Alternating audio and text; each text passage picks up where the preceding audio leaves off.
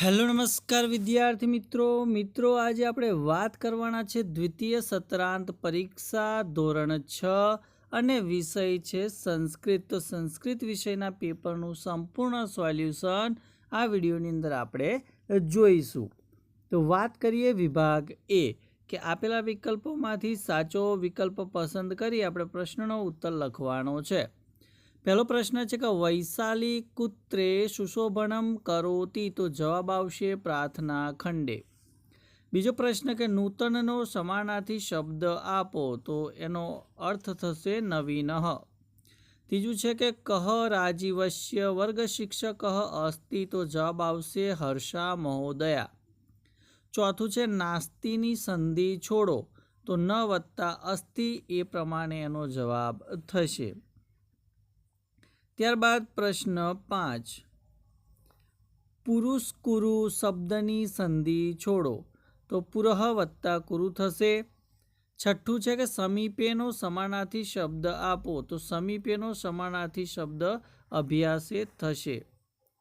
સાતમું છે કે ધર્મ માટે સંસ્કૃત વિરુદ્ધાર્થી શબ્દ આપો, તો ધર્મનો વિરોધી થશે અધર્મ.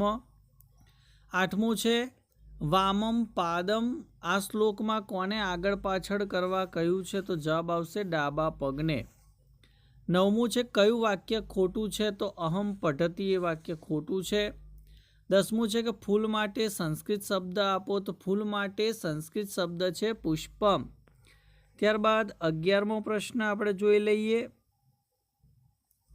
કે ઉદ્યાનમ માટે સંસ્કૃત સમાનાર્થી શબ્દ આપો, તો ઉદ્યાનમ માટે ઉપવન આવશે.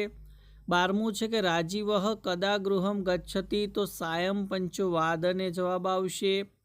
13મું છે કે મુખમના સમાનાર્થી શબ્દમાં કયો શબ્દ ન આવે, તો હાસ્યમ ન આવે, બાકી વદનમ આનનમ અને હાસ્યમ આવશે.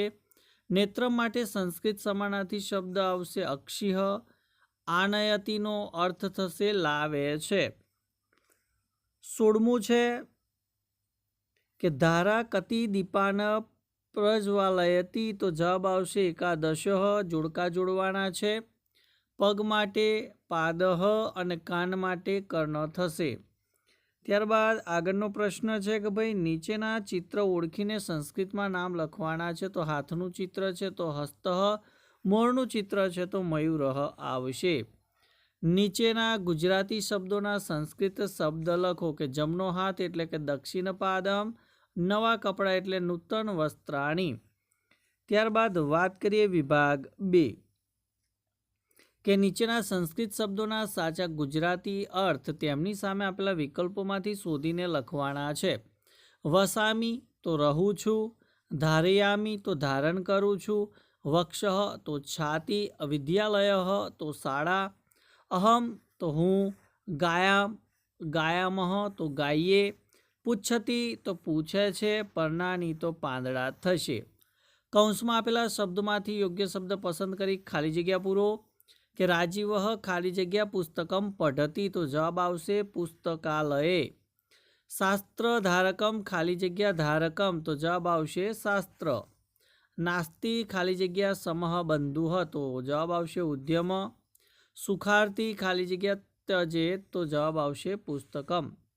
ત્યારબાદ નીચેના પ્રશ્નોના ઉત્તર આપણે ગુજરાતીની અંદર આપવાના છે.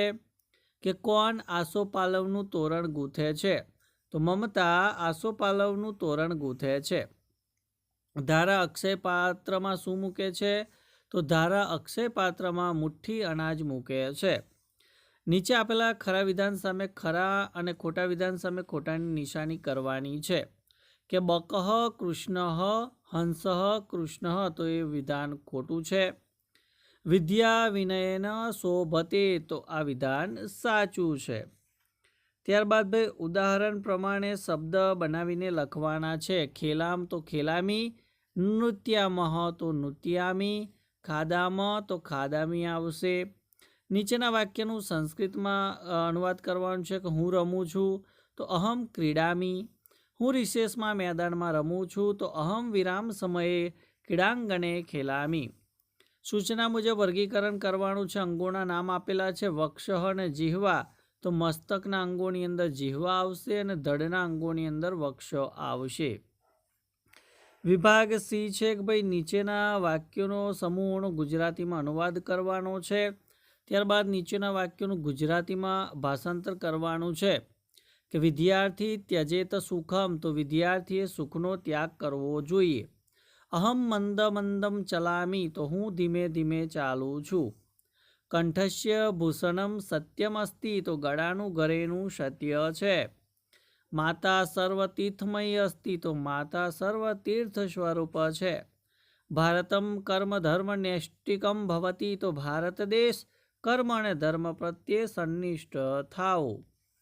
ત્યારબાદ આગળનો પ્રશ્ન જોઈએ કે નીચેના વાક્યોમાં રેખાંકિત શબ્દોને સ્થાને કૌંસમાં આપેલા શબ્દોનો ઉપયોગ કરી વાક્ય બનાવવાનું છે કે અહમ ભોજનમ ખાદામી, તો અહમ રોટિકામ ખાદામી. અહમ પત્રમ લિખામી, તો અહમ કથામ લિખામી. નીચેના પ્રશ્નોના ઉત્તર સંસ્કૃતમાં આપવાના છે કે પ્રવીણઃ કુત્ર તરતી, તો પ્રવીણઃ જલાશયે તરતી. કહ સર્વદેવમય અસ્તિ, તો પિતા સર્વદેવમય અસ્તિ.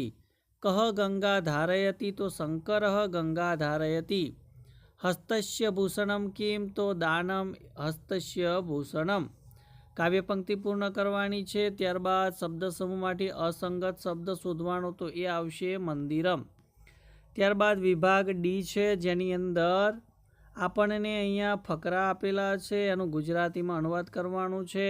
2 ફકરા આપેલા છે.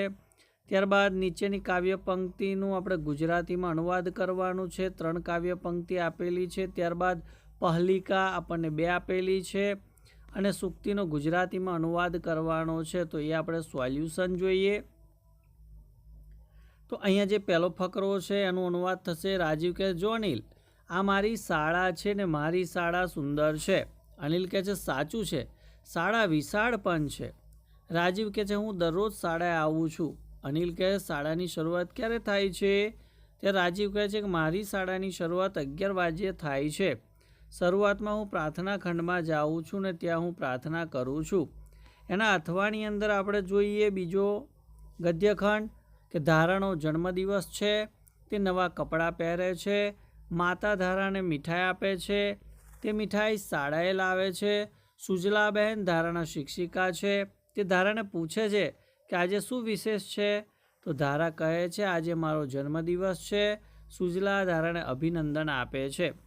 ત્યારબાદ નીચેની કાવ્ય પંક્તિઓનો આપણે ગુજરાતીમાં અનુવાદ કરવાનો છે. તો અનુવાદ પહેલાંનો જોઈએ કે જમણો હાથ આગળ કરો, જમણો હાથ પાછળ કરો, તેને ધીમે ધીમે ફેરવો અને તમે પોતે પણ ગોળ ગોળ ફરો. 62માં કાવ્ય પંક્તિનો અનુવાદ જોઈએ કે ભારત દેશ સંસ્કારી રીતભાતવાળો અને સંસ્કારી નીતિવાળો બનો. આમ રીતિ અને નીતિ બંનેથી યુક્ત એવો ભારત દેશ બનો. 63નું જોઈએ તો કે ડાબો હાથ આગળ કરો, ડાબો હાથ પાછળ કરો, તેને ધીમે ધીમે ફેરવો અને તમે પોતે પણ ગોળ ગોળ ફરો.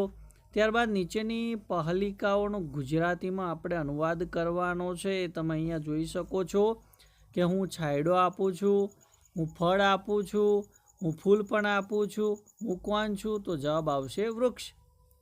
ત્યારબાદ બીજું છે કે મારી ઉત્તરે હિમાલય છે, મારી દક્ષિણે સાગર છે, મારો ધ્વજ તિરંગો છે, તો હું કોણ? તો એ આવશે ભારત દેશ અથવા તો ભારત માતા.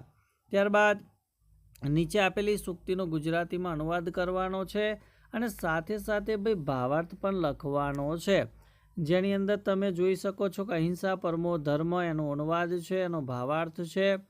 વિદ્યા વિનયેન શોભતે, તો એનો અનુવાદ પણ છે અને એનું ભાષાંતર પણ આપેલું છે, ભાવાર્થ પણ આપેલો છે. તો વિદ્યાર્થી મિત્રો, આ હતું સંસ્કૃત પેપરનું સંપૂર્ણ સોલ્યુશન. વિડીયો તમને ચોક્કસ ગમ્યો હશે તો વિડીયોને લાઇક કરી દેજો, શેર કરી દેજો અને ચેનલ ઉપર પ્રથમ વખત આવેલા હો તો ચેનલને સબસ્ક્રાઈબ કરી બાજુમાં આપેલ બેલને પ્રેસ કરી દેજો, જેથી આવનાર તમામ નવા વિડીયોની નોટિફિકેશન સૌપ્રથમ તમારા સુધી પહોંચતી રહે.